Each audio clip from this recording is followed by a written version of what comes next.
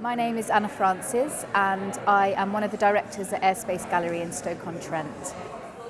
Our organisation is a gallery space and a studios upstairs. We also organise a number of projects which are based across the city of Stoke. We work with lots of recently graduated and emerging artists and mid-career to longer-term artists. We're kind of a hub and a space to explore contemporary art in the city.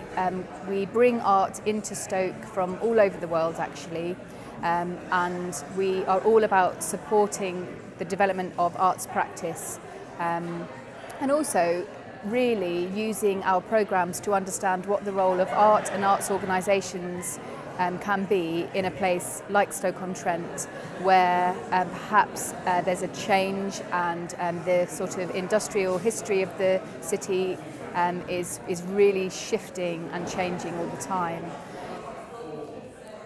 Our organisation started in 2006 when two graduates from Staffordshire University were sort of finishing their degree in 2005, and they were coming into a city where there were no artist studios, there was nowhere to show your work, and there was nowhere really to see contemporary arts.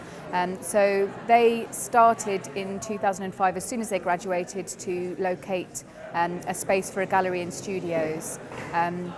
Their kind of remit at the time was somewhere that they could work, but also somewhere for other artists to kind of access support. And actually the gallery programme was a kind of afterthought that then became a much bigger part of what we do. I got involved in 2006 when they asked me to curate an exhibition, and I've been involved ever since. At the moment my role is kind of thinking about programming, but also thinking about where our gallery programme kind of works socially in the city context. My highlight of one of the things that we've achieved as an organisation in the city has to be the Spode Rose Garden project.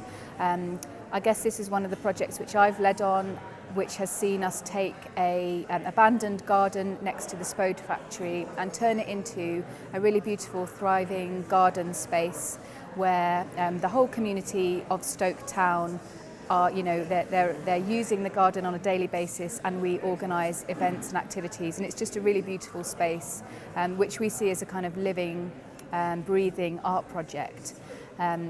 And I guess it's an example of where an artist, an arts organisation can really make a difference and make a change physically to the city. Something which was abandoned and forgotten is now kind of really beautiful and a city resource. Thinking about the challenges for our organisation in the coming years. So one of our big challenges is that we're in a council building and we only have a 1-month lease, and it's something that we're really looking to address. We want to have more of a permanent space so that we can actually really develop that space and make longer term plans for keeping culture right in the heart of city development for Stoke. Obviously with cuts to the arts, that's really challenging because actually we have over the years relied on public funding, so we're exploring all the time how else can we make this work. Another challenge for us I think in coming years is as a direct result of cuts to arts education. So I think actually what we're seeing across all areas of society at the moment is an undervaluing of the arts in society, and I think that's coming now right from the beginning in arts education being stripped from schools, and this is having a knock-on effect actually in how we're thinking about who can be an artist and who can actually have a career in cultural and creative practices. This is something that worries us quite a lot as an organisation. A lot of the artists that we've worked with over the years perhaps come from working class backgrounds, as I do, and it's something that we're really thinking we need to address, and we're thinking about alternative, independent arts education at the moment and looking to see whether there's more that we can do as an organisation in that realm. In the immediate future, I'm really looking forward to a project that we've just started working on, which is called the Brownfield Research Centre. We've got loads of brownfields in Stoke-on-Trent, and we're seeing them sort of change and develop. Some of the brownfields which are sort of previously, they're parts of the city where there had been factories or housing which is now gone. And some of them have been there for 10 years or more, and they've become these really beautiful kind of interim and unofficial nature spaces.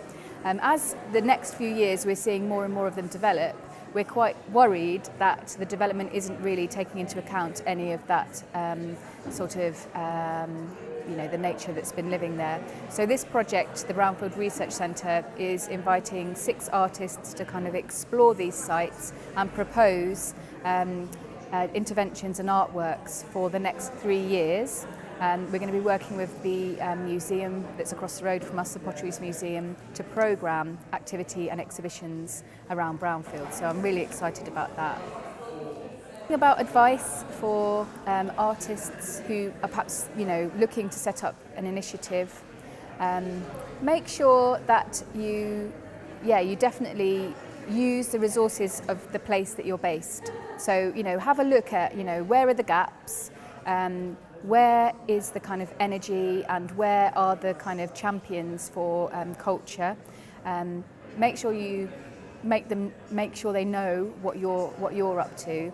I think you need to be a little bit cheeky and willing to kind of ask for favours and ask for support, especially in the bits that we're not good at as artists. So we have a board which we've had on our board since the very beginning, somebody who is actually a lawyer, and that's been really invaluable because we don't know much about law and we didn't know about kind of negotiating contracts and things like that. So when you're kind of setting up an organisation, have a diverse board with kind of a range of experience. I think also don't be afraid of the bits that you don't know.